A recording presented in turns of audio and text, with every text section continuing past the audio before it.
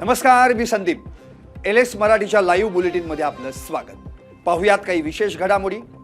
शाळेच्या दिंडीत माझ्या अंगावर रेतीचा डंपर घालण्याचा प्रयत्न, रोहिणी खडसेंचा आरोप. विद्यार्थ्यांसह रोहिणी खडसेंचा वाचला जीव. रोहिणी खडसेंकडून जिल्हाधिकाऱ्यांकडे कारवाईची मागणी. सीजेपीच्या समर्थनार्थ पुण्यात विद्यार्थ्यांचा मोर्चा. पाऊस असूनही आंदोलकांची तुफान गर्दी. धर्मेंद्र प्रधानांच्या राजीनाम्यावर आंदोलकांची भूमिका ठाम. नवी मुंबईत हजारो विद्यार्थ्यांनी काढला पायी मोर्चा. आत्महत्या केलेल्या विद्यार्थ्यांना श्रद्धांजली अर्पण करत धर्मेंद्र प्रधानांच्या राजीनाम्याची केली मागणी.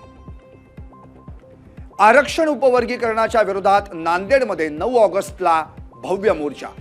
अनुसूचित जातीतील सर्व समाजाचा मोर्चात असणार सहभाग. लोणावळ्यात महाविकास आघाडी आणि महाराष्ट्र नवनिर्माण सेनेच्या वतीनं केंद्र सरकार विरोधात जोरदार निषेध आंदोलन. शिक्षण मंत्री धर्मेंद्र प्रधानांचा राजीनामा घेण्याची मागणी. मालेगावच्या लाकडी पुलावरून विद्यार्थ्यांचा जीवघेणा प्रवास.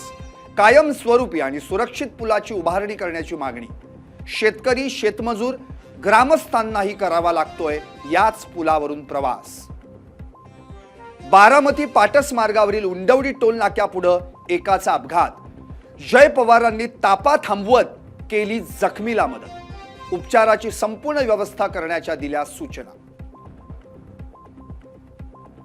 शिवाजी पार्कमध्ये मोठ्या प्रमाणात तरुणांची गर्दी. आंदोलन सुरूच राहणार. आदित्य ठाकरेंची माहिती.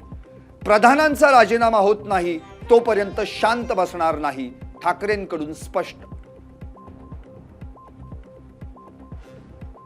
कोल्हापुरात केशवराव भोसले नाट्यगृहाच्या खासगीकरणाला विरोध.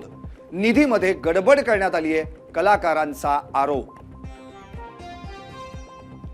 मुंबई गोवा महामार्गावर ओसरगाव टोल नाक्याजवळ कारला भीषण अपघात.